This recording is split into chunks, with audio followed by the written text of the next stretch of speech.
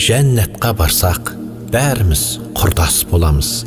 Сағынып тұрар бір-бірін шын дос боламыз. Шаттықтан бар жұрт мақтадай қалықтайтын болады. Қанша өмір сүрсе де еш адам жалықпайтын болады. Күйбең тірлікпен күйік етіп торықпайтын болады. Ит тістеп жылан шағады деп қорықпайтын болады. Жалақы қашан тиет деп зарықпайтын болады. Жұмыстан қысқарып қалам деп қамықпайтын болады. Өсем деп онда ешкімге пара бермейсің. Жер мен үй сұрап әкімге бара бермейсің. Кигеніміз жібек, ыдысымыз алтыннан болады. Ыстық суықсыз ауа райы салқыннан болады. Ләззаттан балғып, бақыттан балбырайтын боламыз. Көркіміз күнде нұрланып, албырайтын боламыз. О жақта бүгін көргенің ертең болмайды. Бұ жақта ешкім ондағыдай көркем болмайды. Жақпайтын тамақ жеп онда ішің ауырмайды. Халуадан асап жесең де тісің ауырмайды. Мың жүзім дәмі бір-біріне ұқсамайтын болады.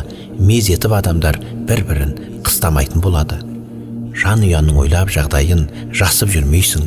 Қарызданып қалып біреуге қашып жүрмейсің. Ондағы өмір ешқандай сынақ болмайды. Не істедің, неге өйттің деп сұрақ қалмайды. Ондағы шаттық жалауы құлап қалмайды. Шайтан жоқ онда, бөгдәйел ұнап қалмайды. Бұлақтар, көлдер, өзендер шырын бал болады. Бұлбұлдар әні сүйкімді шырылдар болады. Әйелің сені әр қыздан қызғанбайтын болады. Кешіксең қайда болдың деп сызданбайтын болады. Құштарлық толы кеуделер күмбірлейтін болады. Іштарлық жайлы адамдар дым білмейтін болады. Ол үшін бүгін тазалап ойларымызды, күнәдан аулақ ұстайық бойларымызды, үйлендіріп әрбір салт басты бойдағымызды, адал аспенен тойлайық тойларымызды, ұмытып кетіп қайдағы жайдағымызды, жайбарақат жұрт болайық жайдары жүзді.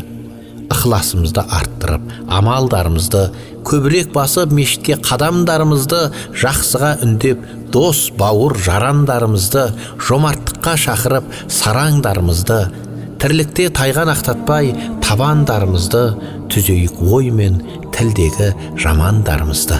Жәннатқа барсақ, бәріміз құрдас боламыз.